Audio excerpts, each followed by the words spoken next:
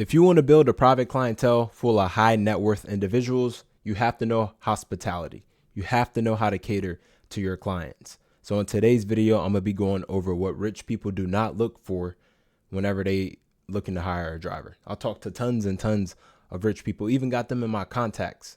And over the past year of me building a private clientele, scaling the clientele, I learned through talking to multiple different people what they like in drivers and what they don't like in drivers. So in today's video, I'm going to be sharing what they do not like in drivers.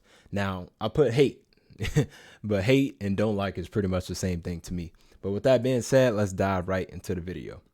So for starters, y'all, if you going to be in the luxury transportation business, you have to have a clean SUV.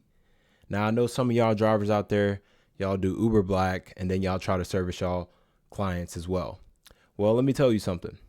Every time you do an Uber Black ride, you need to get out after you drop the person off, pull over on side the road, make sure it's safe, cut on your hazards, and clean it up in the back. You know, I ain't saying every ride they're going to leave something, but they could potentially leave some dirt on your mats or, you know, put some trash in there without telling you. So it's just best to check every time you drop somebody off, because what I've seen happen talking to students, they will do an Uber Black ride and then boom, a private client will call. Next thing you know, they picking up their private client without checking the back SUV in the back of their SUV, and the Uber Black people then left some trash in their car where it's kind of dirty. So if you're going to be a driver and you want to build a high net worth private clientele, you better make sure every time you servicing people, whether it's on the Uber Black app or your private clients, that your SUV is clean on the inside and on the outside. I'm saying you probably might have to wash your SUV every 2 to 3 days. Now, I ain't going to get dirty in one day, but try to keep it washed every 2 to 3 days. And no exception, you know, your SUV need to be clean on the inside 24/7. So just kind of mimic what I just said. You know, every ride you do, just clean it out. Make sure it smells good. Another thing they don't like is smelly SUVs. I know some of y'all have these older SUVs that got that leather smell. It stinks. So try to get something to deteriorate the smell, change the smell. You know, they do not like dirty, smelly vehicles. So make sure you keep your vehicle washed, always clean on the inside 24/7, and make sure you do something about the smell if your SUV smell. Now, I'm not going to tell you to go crazy with the car scents. Keep in mind, some of these customers and clients might be allergic to smells and stuff. So just try to get something that's lightly scented that make your SUV smell good. First impression is everything in this business. And if you want to build a private clientele, your appearance is everything, meaning your SUV. When you pull up, it better be shiny. They better be like, oh, this our ride? That's what you want your customers and clients to be like. Not, it look dirty a little bit, you know?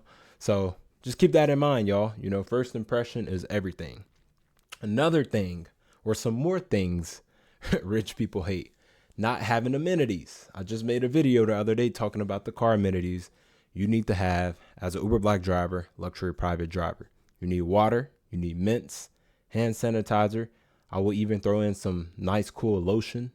And also, you need phone chargers. That's it. You ain't got to go crazy, but having those things help out, because like I said, you never know what your clients might need when they get in your SUV. You having those things are super convenient. Another thing they hate is not getting the door. Now, I'm going to break this down because I know a lot of y'all be like, should I open the door for my Uber Black passengers? Well, if you're trying to build a private clientele, what do you think? What do you think?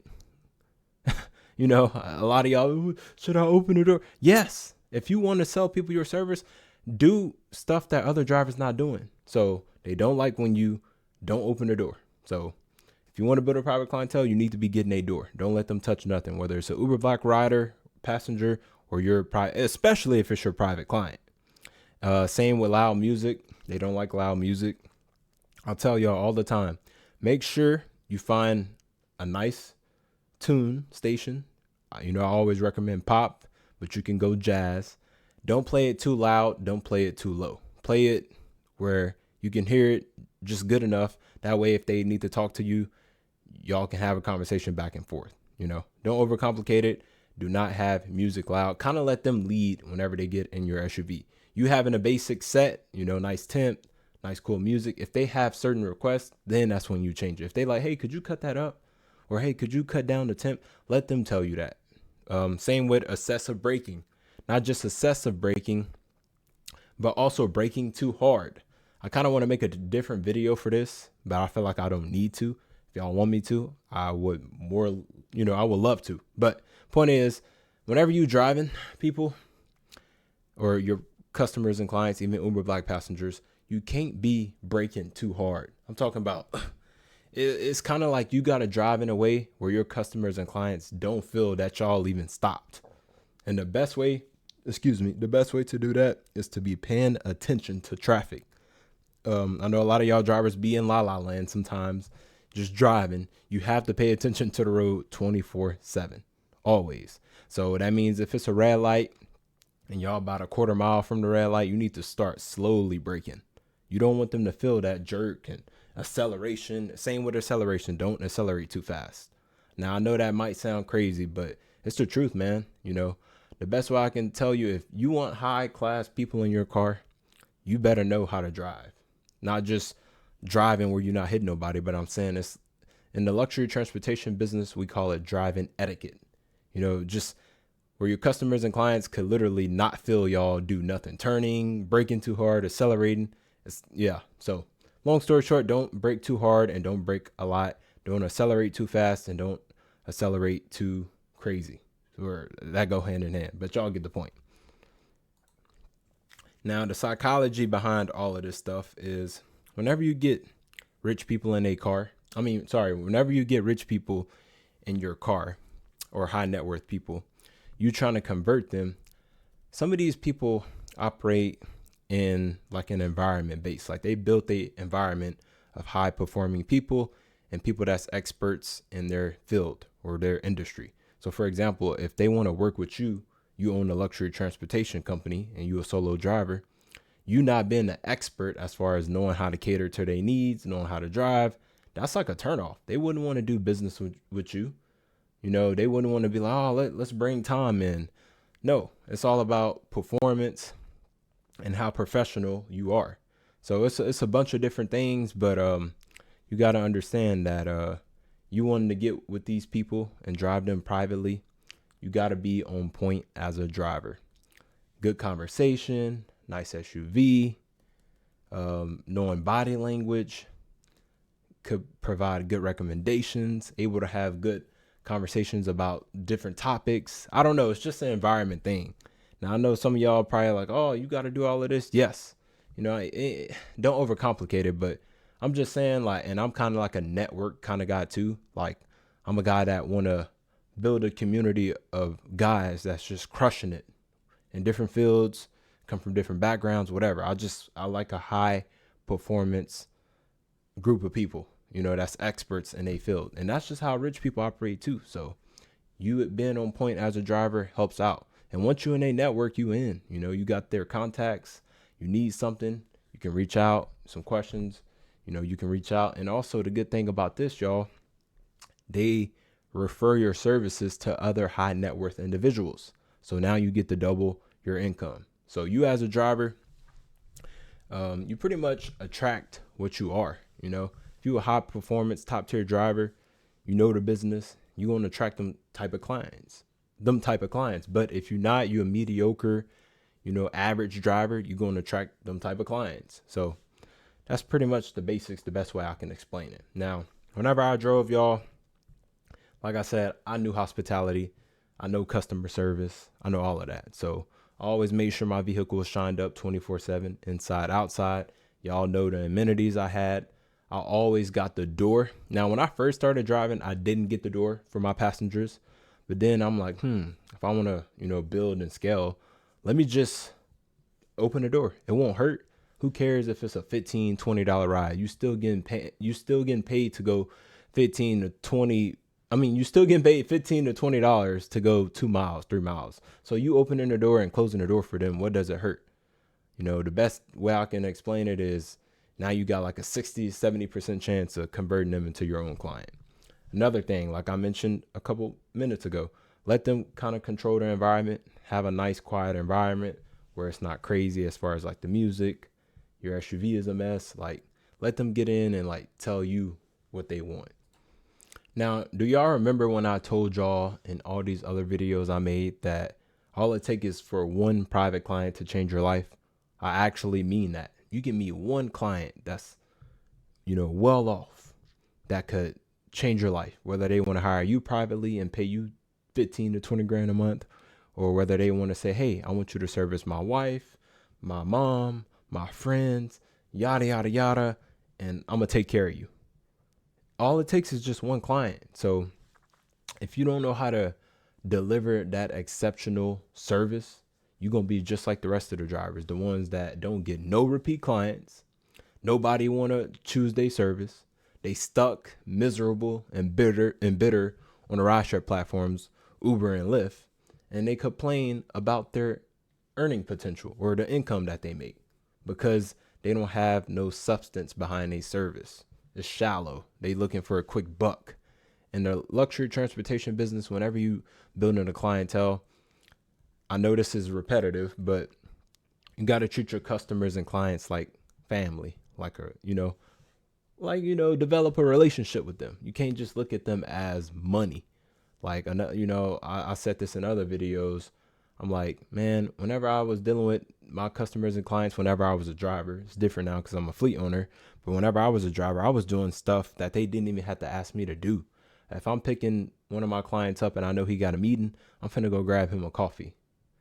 If I'm picking somebody up in the afternoon and, I know it's been a long, crazy day, just from my experience, I'm gonna say, hey man, do you need anything before I pick you up? Could I grab you anything? Oh no, Trey, but thanks for checking in with me. Even though that they don't want nothing or that person didn't want anything, it's still like, Trey asked if I need anything. I really appreciate that.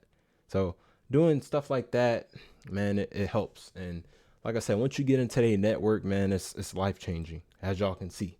So don't let having mediocre or average service, put you in that tier where the other drivers are. No repeat business, you don't get no referrals, and you having to rely on the rideshare platforms. And also, you can't convert people into your clientele. By now, for the ones that have been watching me for a long time, y'all know what a mediocre, average, amateur driver is. Somebody that really don't care about service. They more so focused on quantity. So it's a bunch of different things that separate them from a professional driver. And it's just the basics of, hospitality, knowing how to read their customers and clients, knowing how to cater to their customers and clients' need.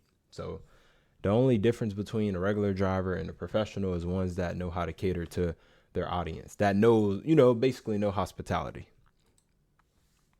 Now, you as a driver, you got a choice.